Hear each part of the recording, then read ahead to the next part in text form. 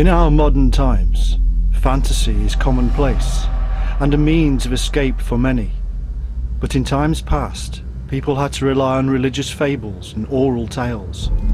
But then a group of writers started to bring us new worlds and set our imaginations on fire. One of these was Lewis Carroll.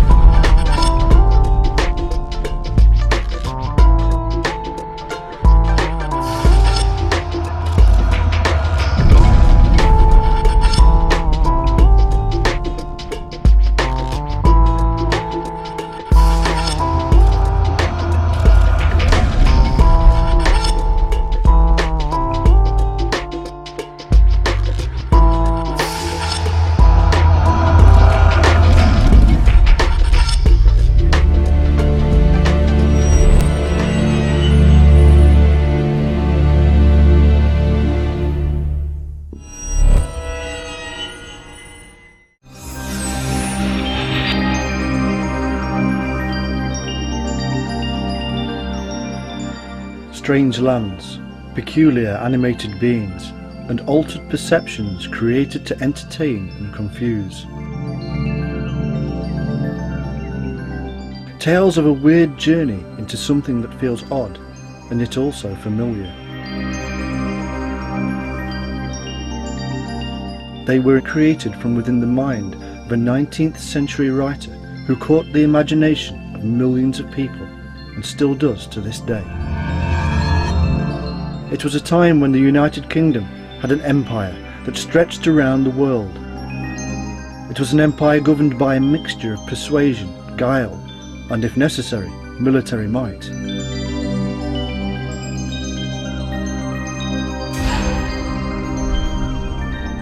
It was also a time of great social contrast and upheaval that juxtaposed extreme poverty with ostentatious wealth. Destitution and opulence, grinding menial labour and idle leisure, both were accepted as normal. Everyone knew their place in society, although those at the lower end were often ruthlessly exploited by their so-called betters. Yet perhaps these artificial divisions created the ideal environment for those who would find the time and inclination to indulge their artistic talents in a number of ways. One of those who succeeded in doing so was the now legendary author, Lewis Carroll. This rather enigmatic man created a magical, whimsical, and surreal reality populated by characters mined from the depths of his imagination.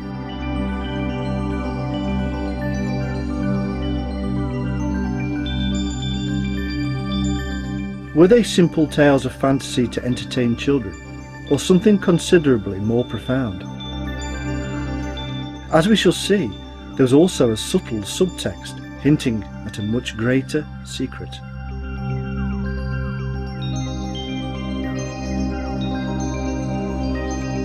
Was Lewis Carroll initiated into the ancient mysteries? What were his connections to secret societies? Why were his diaries destroyed? What did he hide in the pages of his Alice books? There is a whole world of incredible truth locked away in the works of Lewis Carroll.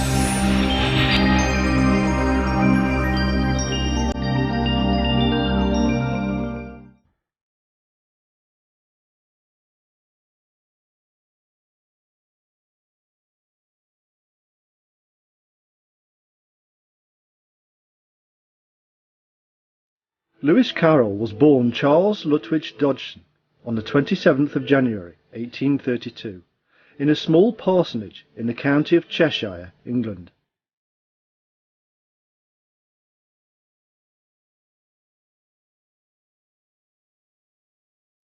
His family, who were well placed in the social hierarchy of the day, were mainly from the north of England, with some Irish connections.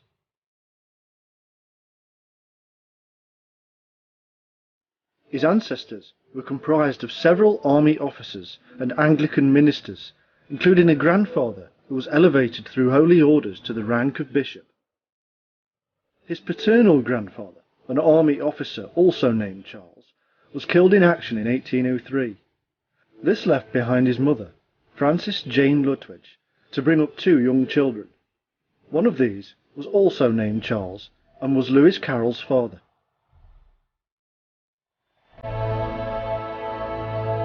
Rather than pursue a career in the military, Lewis Carroll's father completed his university education at Christ Church College, Oxford, where he displayed a remarkable gift for mathematics and gained a double first degree, but did very little with it.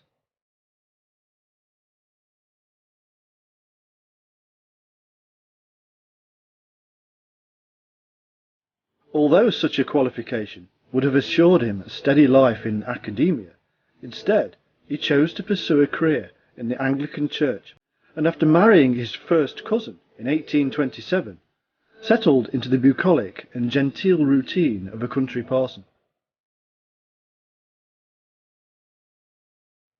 Lewis Carroll's father was extremely conservative in his religious views, and had considerable sympathy with the concept of Anglo-Catholicism, which he regularly imparted to his 8 children.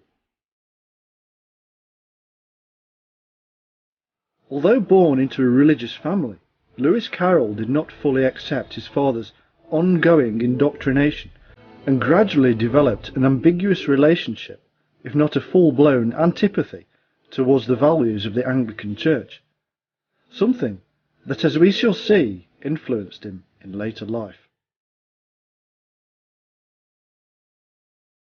His initial education took place at home, and even here he showed signs of a precocious intellect, and by the age of 7 had read Pilgrim's Progress.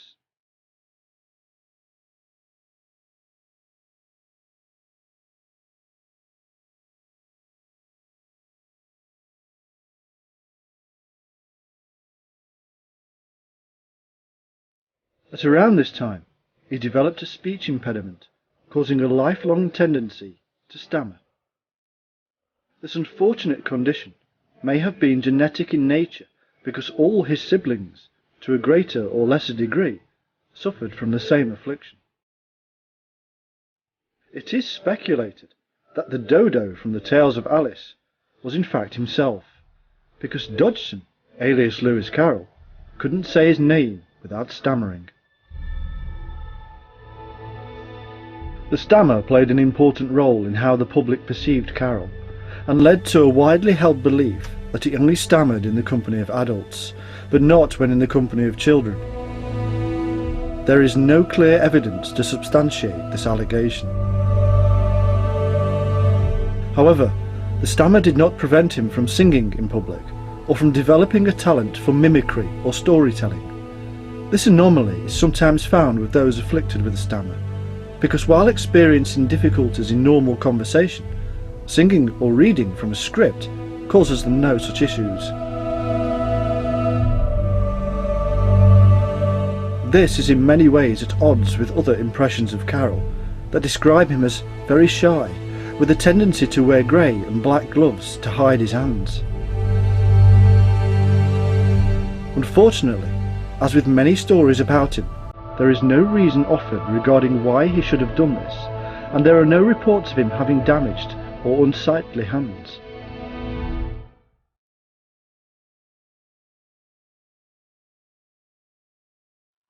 As a young adult, Carroll was around 6 feet in height, slender, and reportedly rather handsome, with brown hair and grey or blue eyes. This evidently made him rather attractive to women of all ages. For reasons that remain unclear, he chose to remain a bachelor for his entire life. He progressed steadily through his education, first in a private school near his home, where his stay was pleasant, then on to a rugby school, which was evidently, according to his letters, a much less agreeable experience. He left there in 1849, and after a brief but unrecorded period in his life of approximately 2 years, attended Oxford University, where he enrolled in the same college as his father, Christ Church. During this time, he quickly showed an aptitude for mathematics, an ability apparently inherited from his father. He was eventually offered the Christ Church Mathematical Lectureship, a position he held for 26 years. His ability even allowed him to indulge in the arcane field of theoretical mathematics. Although the income from the position was good, the job bored him.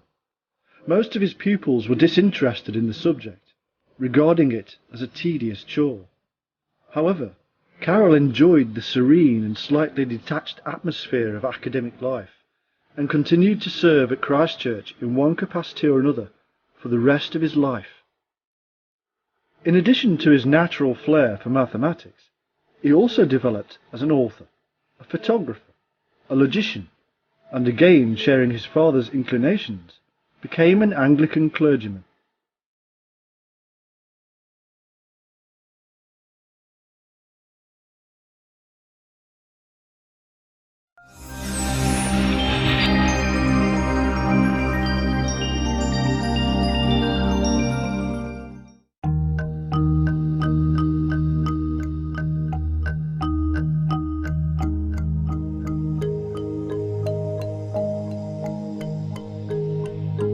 In 1856, Henry Liddell, the newly appointed Dean of Christ Church College, arrived at Oxford with his family, and Carroll became friendly with them, especially the Dean's wife, Lorena, and her 4 children. It has been widely assumed that Carroll based his Alice character on Alice Liddell, as there are many references to her in the Alice books. In addition to this is the fact that a poem at the end of the second Alice book, Through the Looking Glass, spells out her name.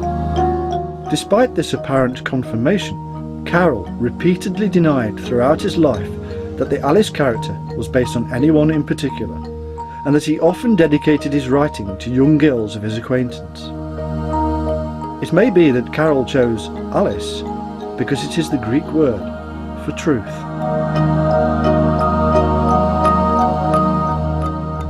Carroll regularly took the children on outings, and while out in the country, he started telling them tales to while away the time. It was during this period that the foundations of his world-famous Alice in Wonderland were laid. The children were so enthralled by the original story that he finally yielded to their pleas, especially those from Alice, and in 1864 set his ideas down as a handwritten manuscript. Highly significant, it was originally entitled Alice's Adventures Underground.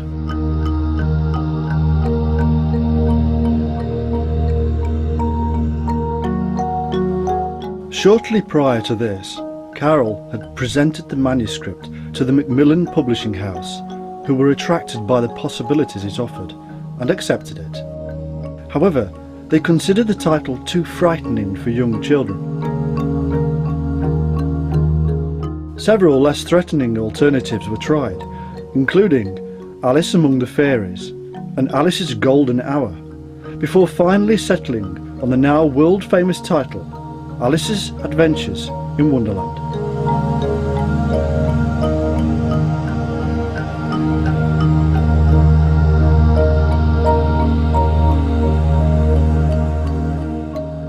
However, his calling to holy orders is something of an enigma.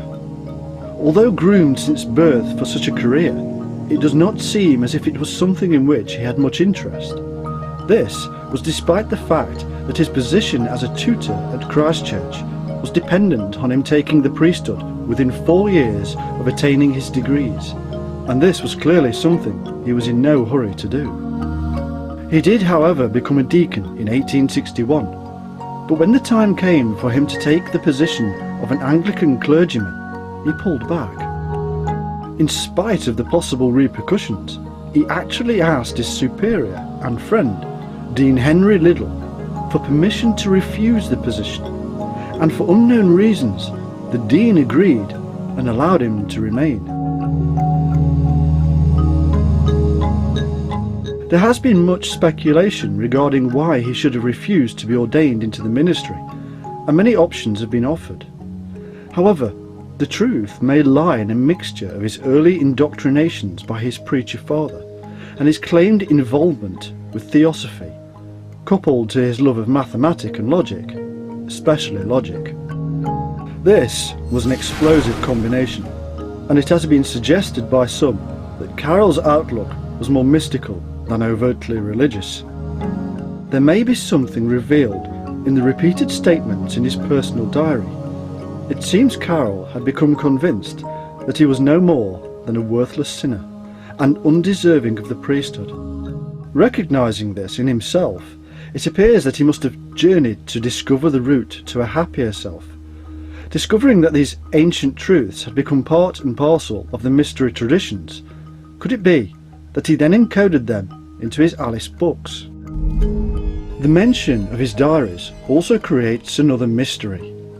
Like many of the great and good of the period, Carroll kept regular daily notes and commentaries on his life. These were kept in a series of diaries, 13 of them in all.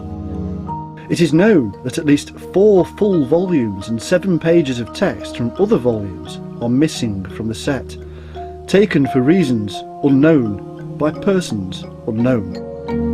All of the missing material, save for a single sheet torn from one of the other diaries, dates from between 1853, when he was 22, and 1863, when he was 32.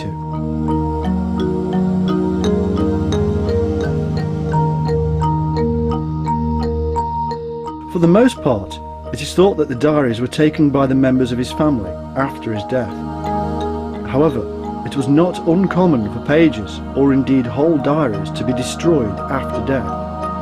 Jules Verne insisted all his papers were destroyed, and in all likelihood this was because of his involvement with the Rosicrucians and Freemasonry.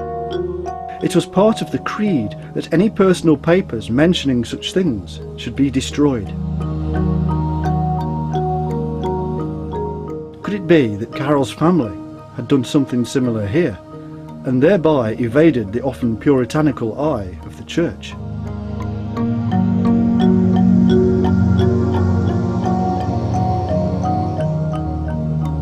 There is one missing sheet for the date 27th of June 1863 that is conjectured to have contained information suggesting that Carroll actually proposed marriage to the 11-year-old Alice Liddell. Shocking and even repugnant as this seems in the 21st century Western terms, we should recall that in Victorian times it was permissible for a girl to marry at the age of 12. Neither should we forget that these marriages have taken place, and indeed still take place in other parts of the world. It all depends on the culture, the context, and the era. That said, there is no corroborating evidence to prove this offer of marriage ever actually occurred.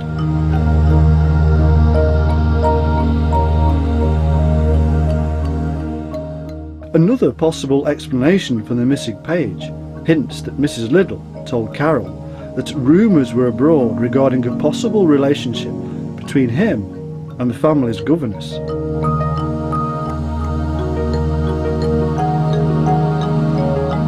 There was also mention of an Ina, who may well have been Mrs. Liddell herself, whose first name was Lorena.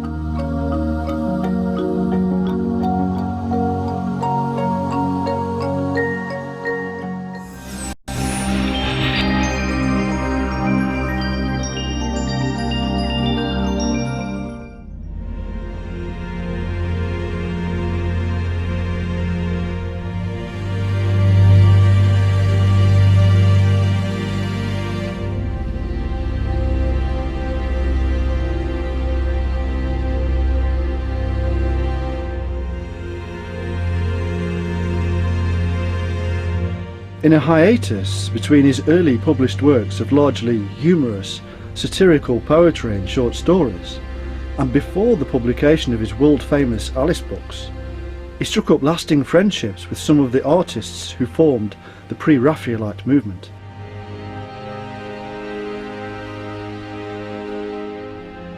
It was in 1856 that he first adopted the pseudonym of Lewis Carroll, when he had a romantic poem called Solitude published. Lewis comes from Ludovicus, which is the Latin for Ludwig, and Carroll derives from Carolus, which once again is Latin for Charles.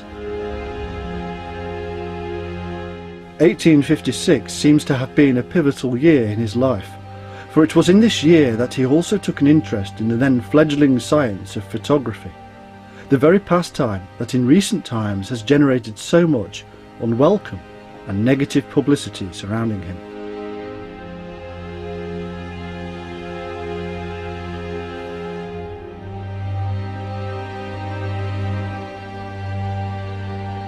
Although in total he took at least 3,000 images, only around 40% remain, and of these, 50% of the images show young girls, including several of Alice Liddell.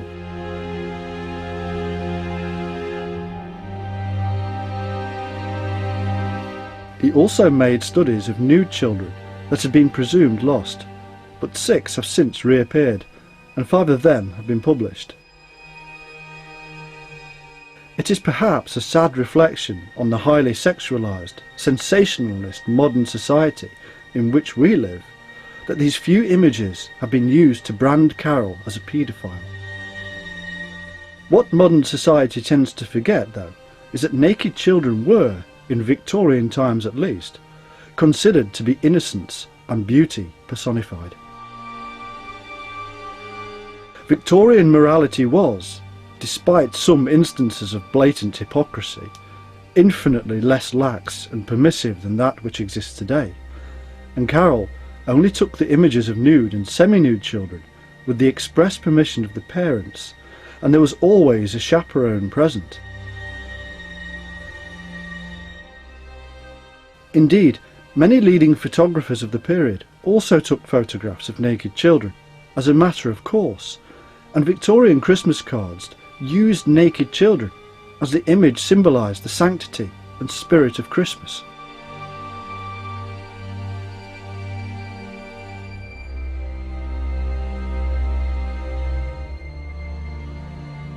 There is also evidence that Carroll was, in many senses of the word, deeply spiritual and otherworldly, and may not have seen any possible harm in taking these pictures, viewing them in a purely aesthetic sense.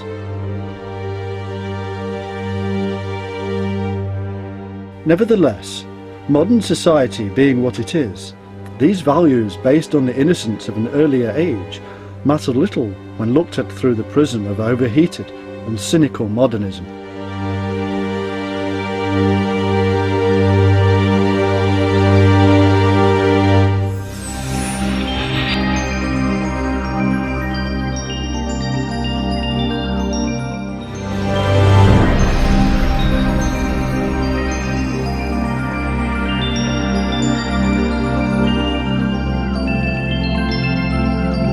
Were Alice in Wonderland and Alice Through the Looking Glass simple tales created for the amusement of children, or were they allegories of mystical and Gnostic thought processes, hidden in plain sight, but containing a much deeper subtext? It's time to discover the truth.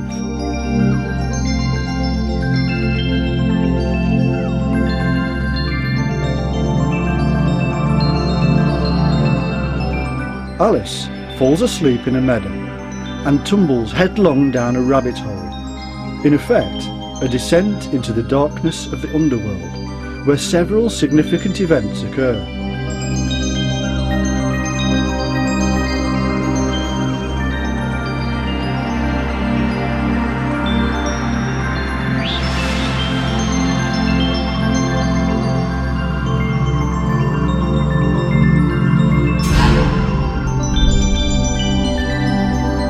One of the first things is the frequent alteration in size. before considering the less obvious, but probably more accurate options, might these episodes be attributed to the medical conditions micropsia and macropsia, signs of which were allegedly exhibited by Carroll? Quite appropriately, the condition has also been dubbed Alice in Wonderland syndrome. This condition causes the sufferer to perceive the size of objects as very different from their correct proportions. For example, the mind of a person so afflicted might perceive a soccer ball as the same size as a golf ball, and vice versa.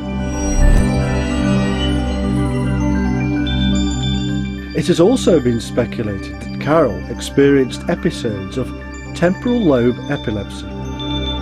Contemporary accounts suggest that he suffered from severe and debilitating migraine headaches and epileptiform seizures, which may have some bearing on the matter.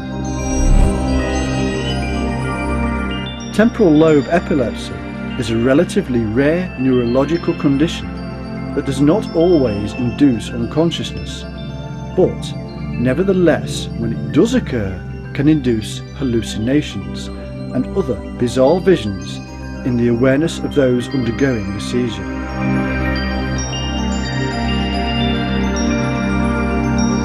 The person with the condition may not even realise they have it and believe what they see is real. It is also a condition suggested to explain why people see ghosts and experience encounters with extraterrestrials. On the other hand, these seizures might also provide a pathway leading to altered states of awareness and perception. The psychoanalyst Carl Jung commented on this in his book Man and His Symbols, saying, "A typical infantile motive is the dream of growing infinitely small or infinitely big, or being transformed from one to the other, as you find, for example, in Lewis Carroll's Alice in Wonderland."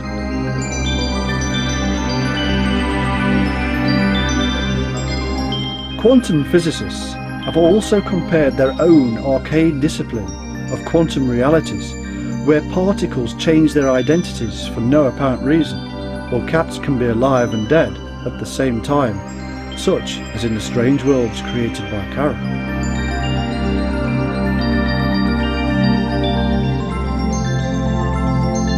Was Carroll seeing, as many authors of fantasy before and since, glimpses into realities denied to the rest of us?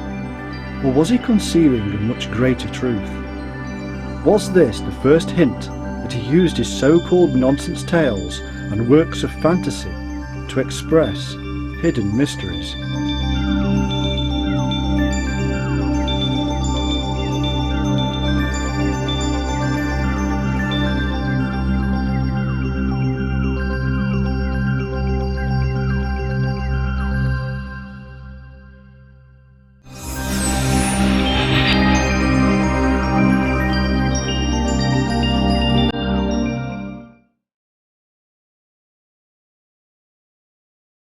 Carroll suffered from neurological conditions that may have allowed him glimpses into the depths of his own imagination, to such an extent that he was unable to unravel reality from fantasy, and what he found there allowed him to populate his visions of the underground that he imagined Alice visiting.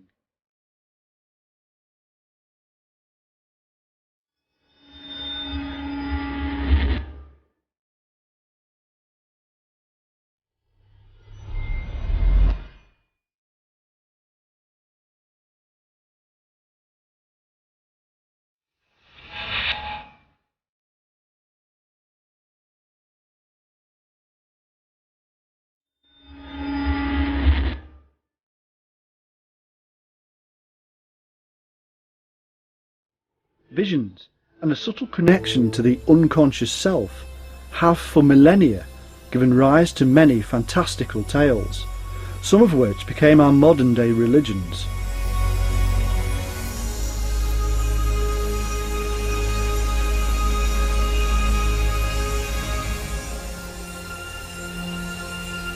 Without modern psychology, both our ancestors and Lewis Carroll would have sought out answers in the contemporary world.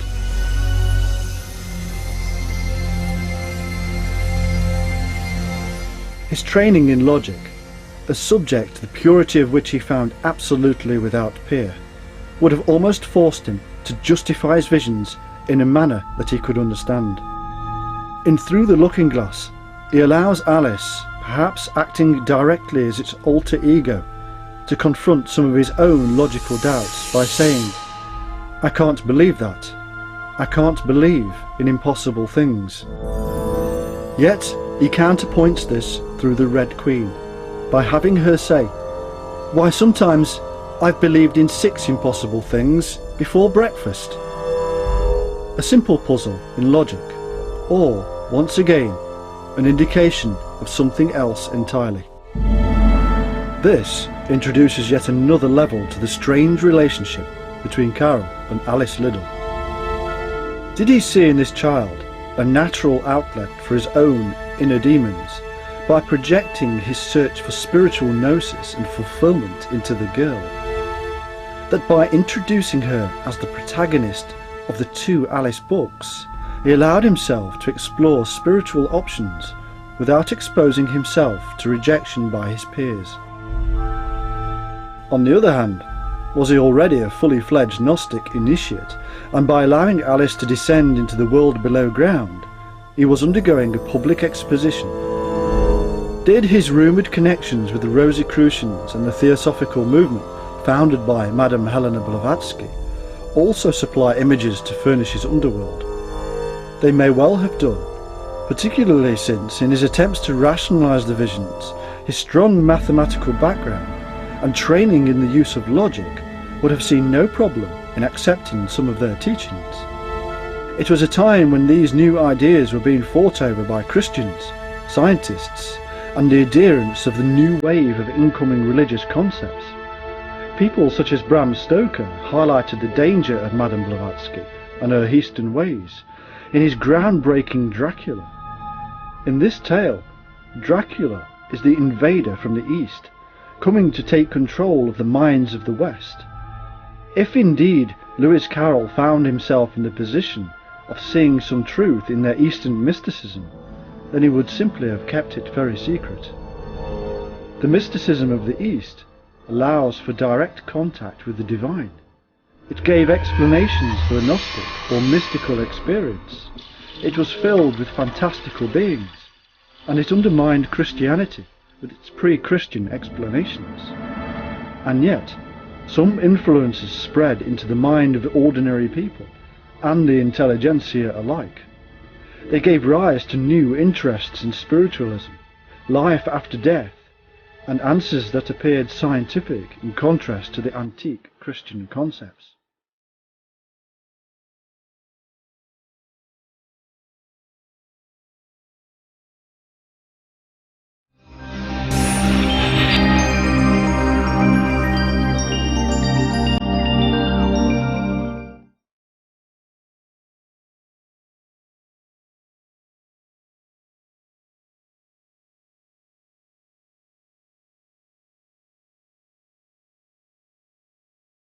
In Victorian times, in keeping with the huge range of influences sweeping the country, these beliefs were considered perfectly respectable, and even semi-scientific. We should remember that in keeping with his love of riddles, ciphers, and obscure word puzzles, he would have concealed his thoughts in the manner best suited to him. In other words, by allegory and the duality of Gnostic belief. 2 methods of concealment that could only be understood by those with the eyes or the training to see. It is also part of the creed of such arcane societies to use analogy and metaphor in order to express esoteric ideals. A particular example of this appears when Alice sees a rose tree and encounters the Red Queen's gardens, hard at work, feverishly painting the white roses red. The choice of words and symbolism is highly significant in this context, and has nothing to do with the War of the Roses, as espoused by some researchers. We find that Carroll uses a rose tree, not a rose bush. There is a good reason for the use of the tree, for it is just another form of cross, and in the Bible Jesus was nailed to a tree.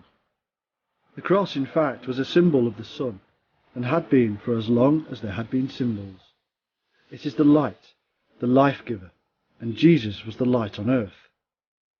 It is here that we find a clear reference to the Rosicrucians, and the biblical prophecy that the Christian Saviour would be nailed or crucified on a tree or cross. Alice asks the gardeners why they are changing the roses from white to red, and they tell her that because they had planted a white rose tree and not a red one, the Queen will be furious and have them beheaded.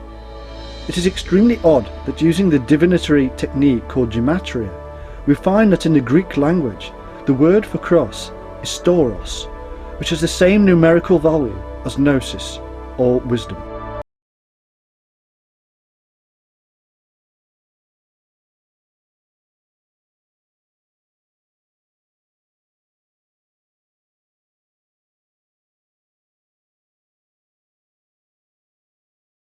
Rhodon means rose.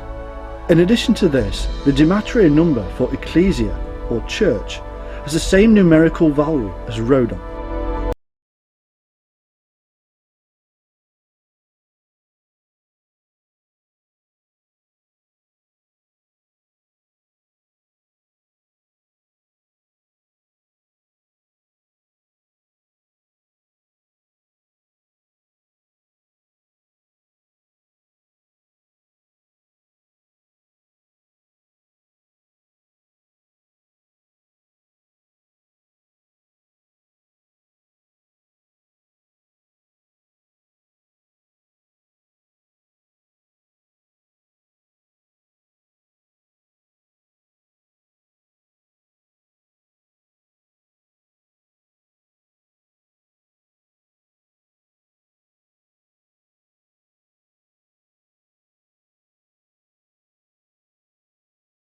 Another part, Alice holds the Duchess's child, which turns into a pig. In Eastern traditions, something we know Carol was interested in, the pig is a symbol of resurrection and is depicted on the Buddhist wheel of rebirth.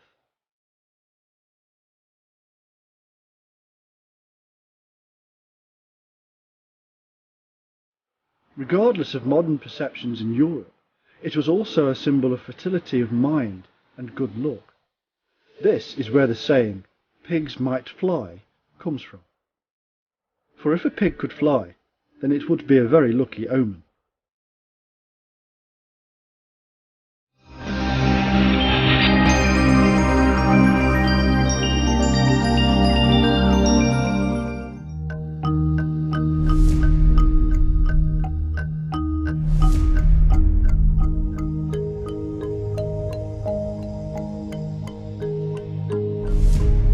One thing an initiate must not do is to take every sight and every symbol on its face value. He or she must seek the layered meanings.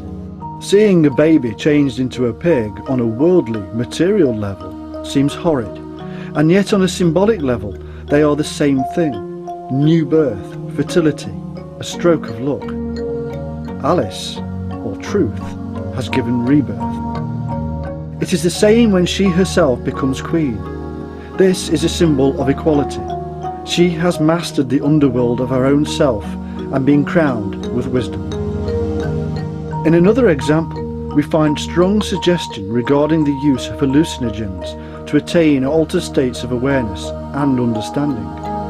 Alice is repeatedly and explicitly encouraged to eat or drink various substances during her underworld journey. Why should this be? It becomes clear that it is only by doing so she will be able to access the various levels of this unlikely universe of the mind. By eating or drinking the initiatory substances, she alters her perceptions of the world around her.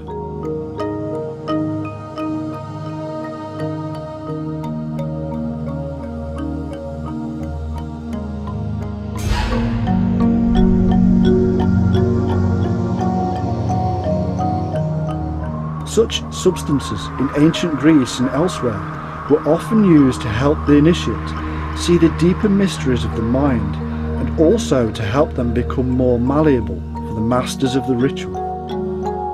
These concepts symbolically carried forward and into the Roman Catholic concept of the Eucharist and transubstantiation, where the initiate or supplicant consumes the magically charged bread wafer or the body and the blood of Christ. This mystical imagery would have been totally appropriate given Carol's English High Church inclinations. In fact, Alice's entire initiatory journey through the underworld is full of magical imagery, and the characters identical to that of a shaman on a vision quest.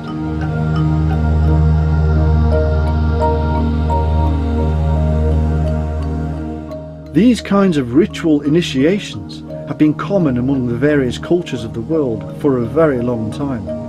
The eating and drinking of perception-altering substances and the journey through the underworld are almost as old as man.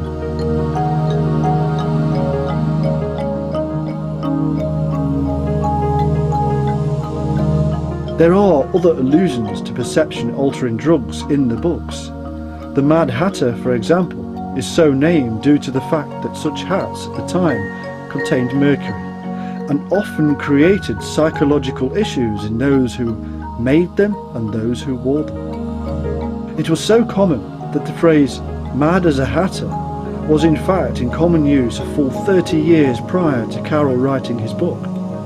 It has also been suggested that dropping the H in Hatter may actually infer Carol himself as the Mad Adder, the mystical mathematician.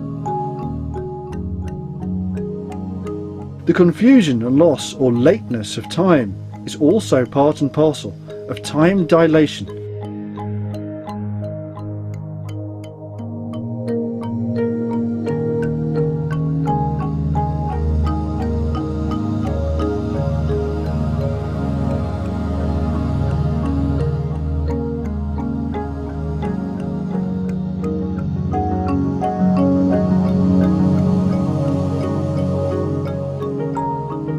Whatever the case, it seems quite amazing in the Victorian age to find references to drug taking in a child's story.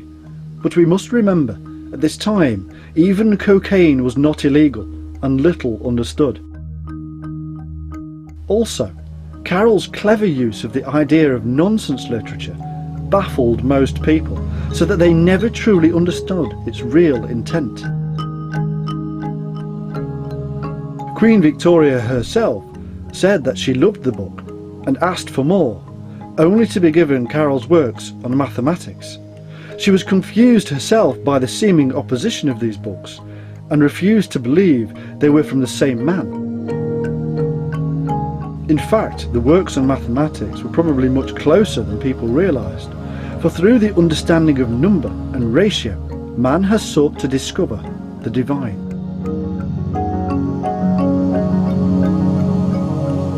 Carol, of course, utterly denies that the Queen was ever given mathematical books.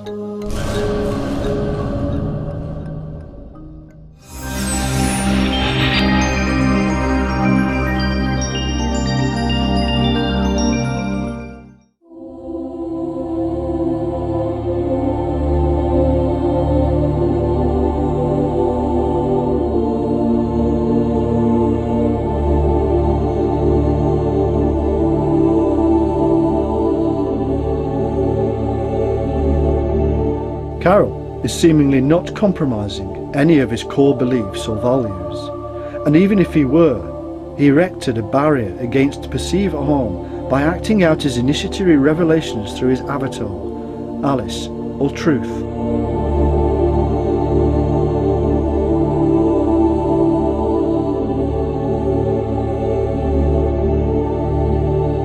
In one situation, Alice encounters a caterpillar sitting on top of a large mushroom.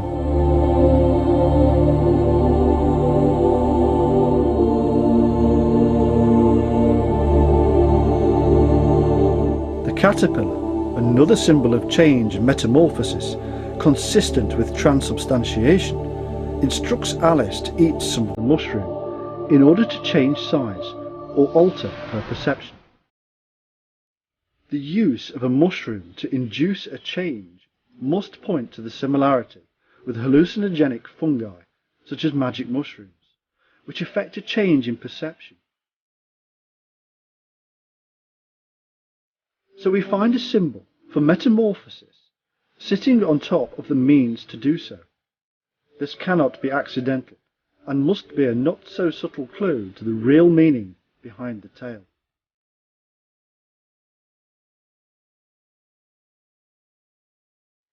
Alice eats the mushroom, and once again her perceptions alter as she is faced by yet more puzzles and challenges.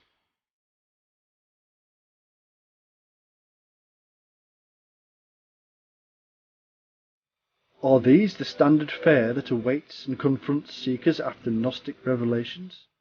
Or are these the same set of challenges that lie in wait for those who have undertaken the traditional shamanic route to enlightenment? If so, then the Gnostics are walking an already well-worn path to truth, and in truth both are the same.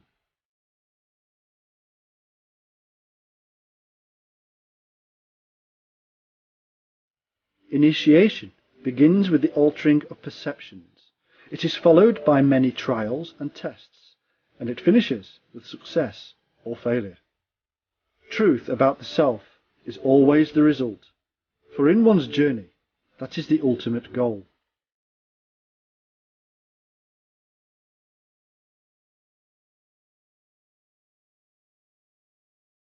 Along the way, the initiate will encounter many aspects of him or herself.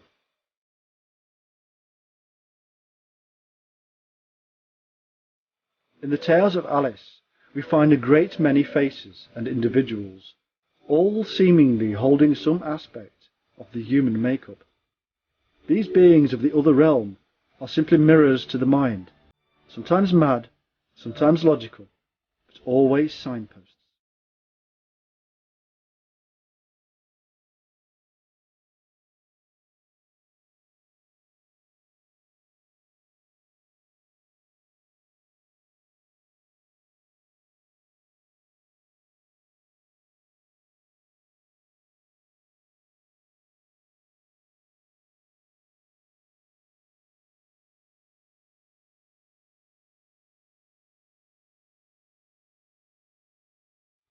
Alice also encounters the Cheshire Cat, which has often been a symbol of the other world and was sacred in Egypt.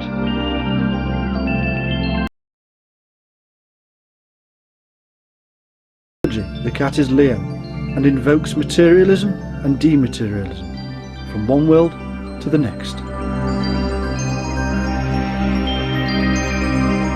Whilst in conversation with it, the cat says, "Oh, you can't help that. We're all mad here. I'm mad, you're mad." Alice asks, "How do you know I'm mad?" And the cat replies, "You must be, or you would not have come here." The animal then starts to disappear in sections until only its grin remains. The grin is a revelation of consciousness, for it takes understanding and thought to smile. This conversation reveals to many researchers two distinct possibilities. Either Carroll realised that his grip on reality was tenuous and said so through the cat, or that he understood the nature of what can happen during hallucinogenic experiences.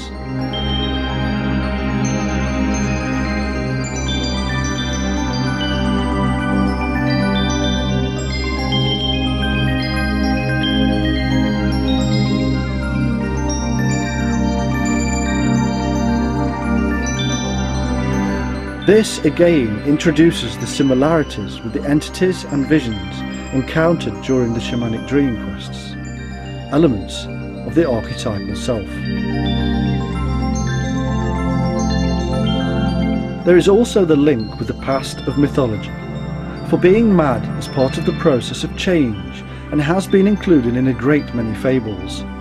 We gradually become nothing like the very literal and material world around us. We appear to be mad to the rest of our society.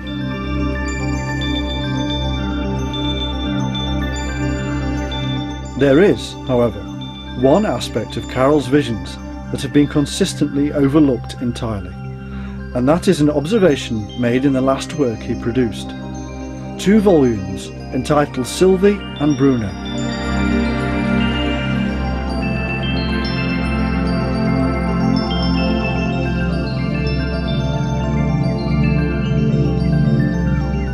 In the book, he appears to indicate that he understands and even exploits the neurological conditions known as hypnagogic and hypnopompic hallucinations.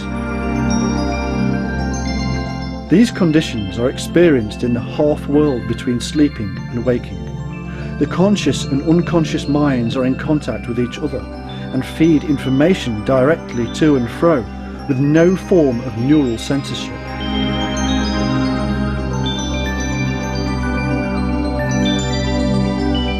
It is a state of mind that can be deliberately induced and is normally used to embrace the occasionally alarming invisible world that exists inside our own unconsciousness.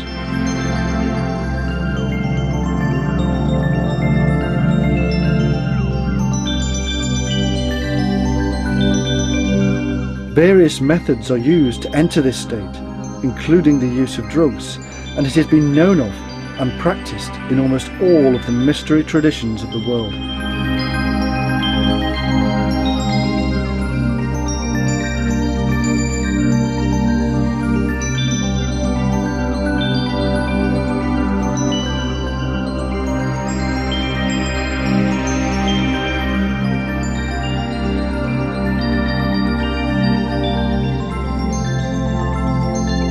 Carol writes, "The next question is, when is the best time to see fairies? I believe I can tell you all about that. The first rule is that it must be a very hot day. That we may consider as settled. And you must just be a little sleepy, but not too sleepy to keep your eyes open, mind. Well, and you ought to feel a little what you might call fairyish. The Scotch call it eerie, and perhaps that's a prettier word. If you don't know what it means, I'm afraid I can hardly explain it. You must wait until you meet a fairy, and then you'll know."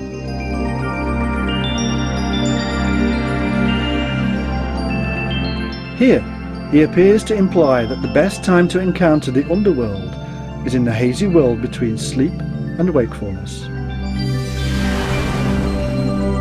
This is precisely the area psychologists have pinpointed for such hallucinations, involving aliens, ghosts, fairies, and any other form of ethereal being.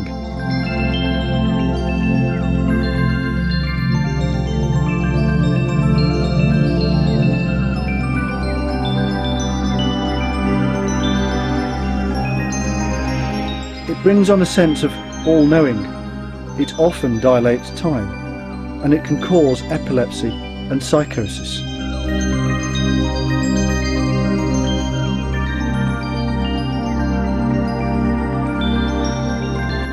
Although psychiatrists dismiss anything glimpsed in this condition as only the random output of the unconscious mind, there is always the possibility that it is more. For millennia, it has been deliberately accessed by Gnostics, shamans, and other mystics. After her initiation in the underworld, Alice returns to the surface and awakes from slumber. In the story we are told quite clearly that she both fell asleep and awoke again, and her adventures were all experienced in the dream state. Does this indicate that Carol experienced his otherworld initiation through the hypnagogic state, and explains this while remaining safely hidden behind his alter ego, Alice?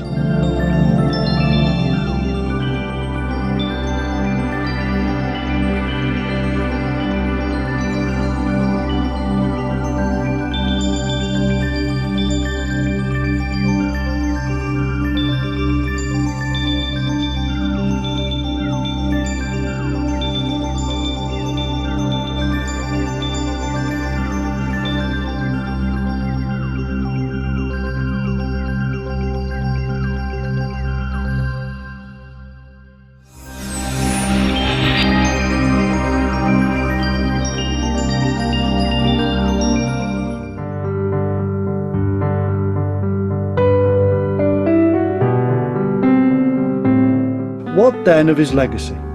He wrote several books, including at least 2 involving complex mathematical concepts.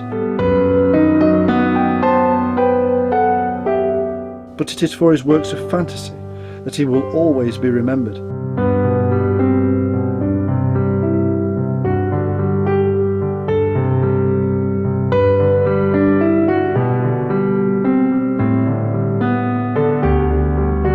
When first published, his works of apparent whimsy were considered as harmless entertainment for children, and in the intervening years the Alice books in particular have been turned into several films, TV shows and animated adventures, and still their enduring attraction remains. However, as we have seen, it is only too easy to reinterpret them using more mature concepts.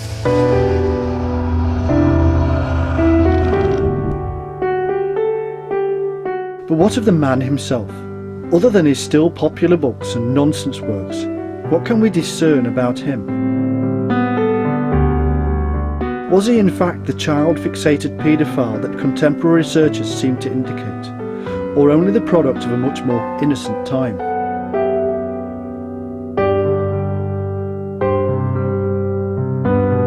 Were his photographs of naked children innocent depictions of beauty, or something more sinister? Was he in fact something of a Michael Jackson character who enjoyed the company of children but had no ulterior motive in his relationships with them? He remained a bachelor, wore black gloves, was incredibly creative, loved to perform, and yet was shy and retiring.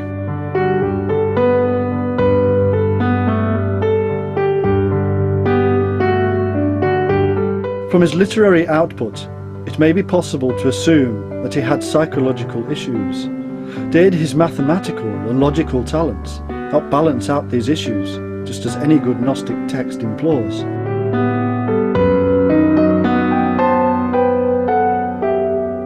Then there is his close relationship with the Liddell family, especially with Alice.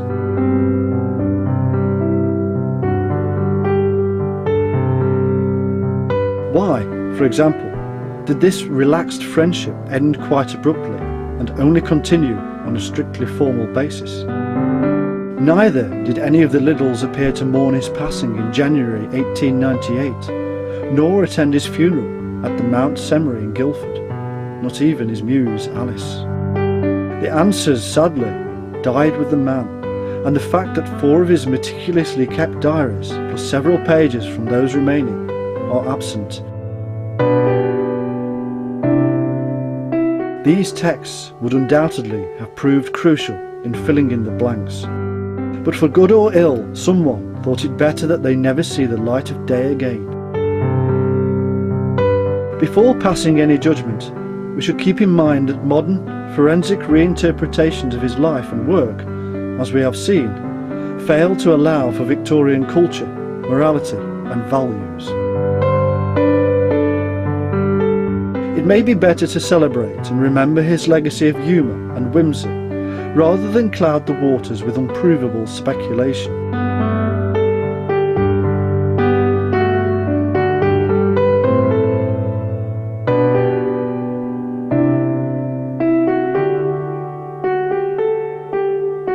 It is a sad fact that there is little enough joy and laughter in this world without removing more of what remains.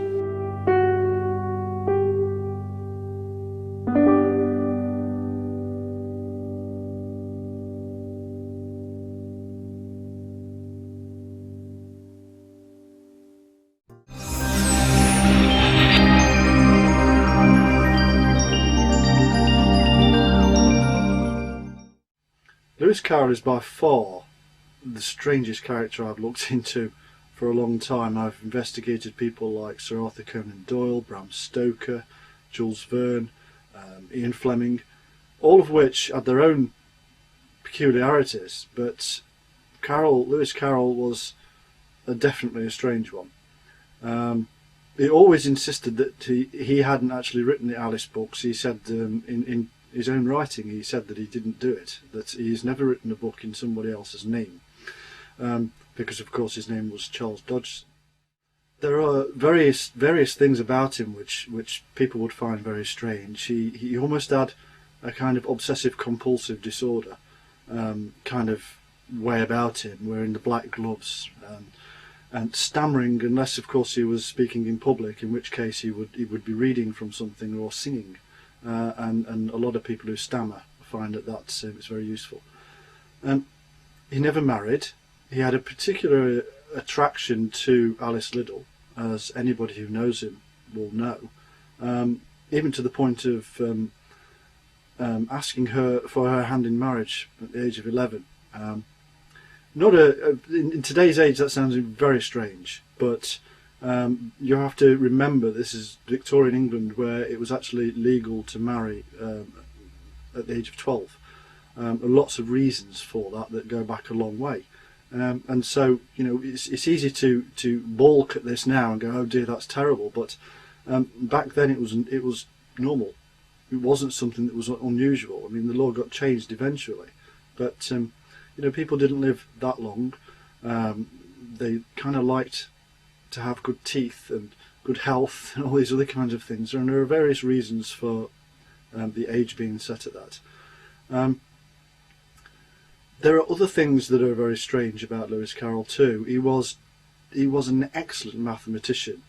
He was superb at logic, and yet we are told that the Alice books are nonsense literature, and that statement in itself is not a nonsense. This is not nonsense literature. This is very clever, very precise code work at play. Lewis Carroll was having a game with us all. He must have sat there and giggled to himself. But what was it that he was putting in there? And you know, that's what this film has been about. It's been about how do we discover what it was that he was putting in there. There are lots of theories. There are lots of people going around saying that the white roses painted red is something to do with the War of the Roses, which is utter nonsense. There are no other relationships to that at all in the books. These books are actually initiation stories. These are stories of the journey. They are divided into specific 12 segments. The annual cycle, the great cycle, the zodiac. They start out with an altering of perceptions, or a desire, should we say. They start out with a desire to want to do more, that the world around us is banal and doesn't answer everything. And so Alice goes on this journey. She enters the underworld. And this is very important. Lewis Carroll wants to call his first book Alice's Adventures Underground. And this is where the ancient initiation rituals used to take place. This is where the journey would occur. In Greece and Egypt, for instance, you would find that the journey would go through a subterranean chamber. You would find that the various people in there would take on the images of the gods, the deities, and of course these were anthropomorphic deities. These were humans with the head of Anubis, or you know, some other animal from the time, and they would often test the person who was on the journey. And this is what happens to Alice. She has a desire, she enters the underworld, she has to alter her perception by taking some form of drug, and she has to then battle through various tests. And this is no different to the path of the initiate, and that's what he was putting across. And all through the books there are mathematical, logical, spiritual conundrums that you have to overcome in order to learn more about yourself. Lewis Carroll's life is very similar to some of the other authors, such as Conan Doyle and Jules Verne, Bram Stoker, even Ian Fleming. They are stories that from the lives of these people. They are their own journeys put onto paper. And any writer who says, "Oh, you know, this is nothing to do with me," is not telling the truth, quite frankly, because anything that we put down in writing is an expression of ourselves. Lewis Carroll obviously had issues with the Christian church, certainly the Anglican church, not wanting to take his own membership that step further, and being the very first member of the college to be allowed not to do so. That in itself ought to be a big warning shot to us. Why was he not interested? Why also were his diaries destroyed after his death? Now there is a very strange thing about this. A lot of people have jumped on this and said it's because of his affair with Alice Liddell's mother or nanny. It's because of various other things. Nobody's actually said this actually did occur with a lot of people. You find with Jules Verne, a lot of his papers and his diaries were destroyed after his death. And why would that be? Now we're talking roughly the same period, and we're talking roughly the same interests.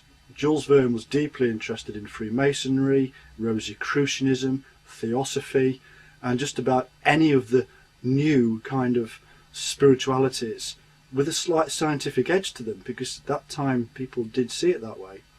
And they were interested in these things. Jules Verne especially was. Conan Doyle was deeply interested in it and wrote extensively about it. And later on, of course, Ian Fleming did. He got deeply into the occult.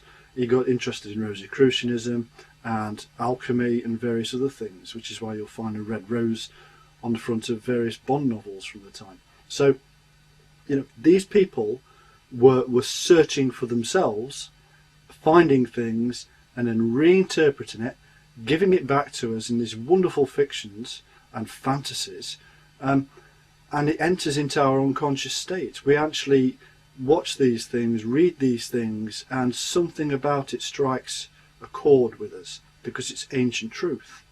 It's a journey that we recognise we all take throughout life, and this is why I believe that these kind of books have such long standing. They last forever, like the Tales of the Holy Grail, because they contain deep truth. And Lewis Carroll is one of the greats. He's one of the wise men of the world who managed to actually put this across to us. Regardless of whether we think or believe in the claims of paedophilia, which again, there are answers to these things. This is a period when just about everybody with a camera was taking pictures of each other, and they were taking pictures of little children. I distinctly remember from my own childhood that you know, our parents were taking pictures of babies with nothing on. It still happens today. Of course, we today balk at the fact that you know, pictures of kids at 8, 10, 11 years old naked, oh, that's disgusting, that's paedophilia. And of course, with today's technology, the fact that that can spread, that is bad. But back in this period, people were taking pictures of children naked at that time, and those photographs were being used on Christmas cards. They were seen as images of purity, an essence of the divine himself, of Jesus.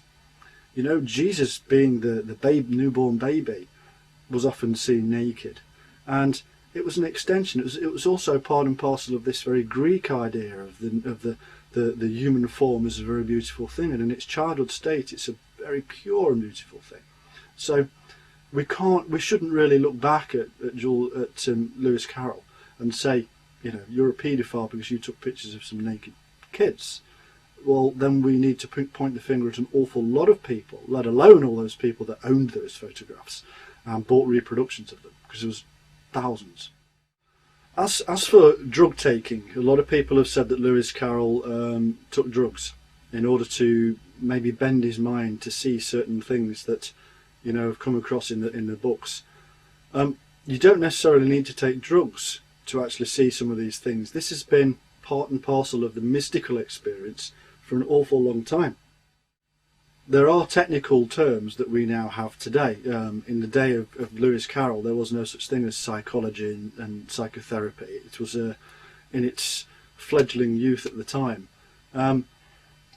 But today we have words for things, and we know for a fact that there is this moment between awake and asleep. There is this moment of pure openness that the mind has, that the conscious mind becomes completely lucid to the unconscious world, and therefore opens up a whole world of things that we have learnt and gained, knowledge that has been built up over our entire lifetime, but also those things that Carl Jung called archetypes, things that are within us all. And those are the things that the mystics and the Gnostics and people from all over the world, shaman, from ages past, have actually managed to tap into.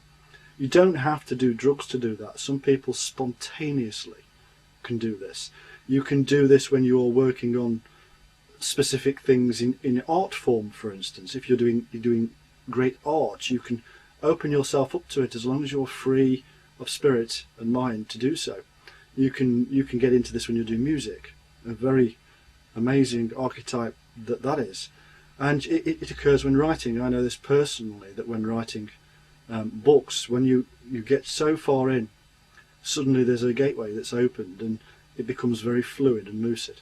And this is part and parcel of what Lewis Carroll's talking about. And this is part and parcel of the initiate journey, the thing that Alice goes on in order to discover the self, because that's the true self, the bit when it goes open. because then we don't have all the restrictions of the material world and all the peers that are around us and all the people that have been telling us to do this and telling us to be like that. We lose that and we just open up and become ourselves. And I think Lewis Carroll's pointing Alice towards that. You need to alter your perceptions in order to find yourself. Yes, he may well have taken drugs. It wasn't actually an unusual thing at the time. Cocaine was legal. Opiates were known all over the place. Conan Doyle wrote about them and had Sherlock Holmes investigating them and even taking them. A 7% solution. So, you know, it's not something that was unusual, and it could have possibly been done, and he could have possibly taken drugs, and it has been known to be an opener for that very same process. But the point being, it's not needed. Drugs aren't required. It can be done meditatively. It can be done through various kinds of work, various kinds of art form. So you don't need to take drugs.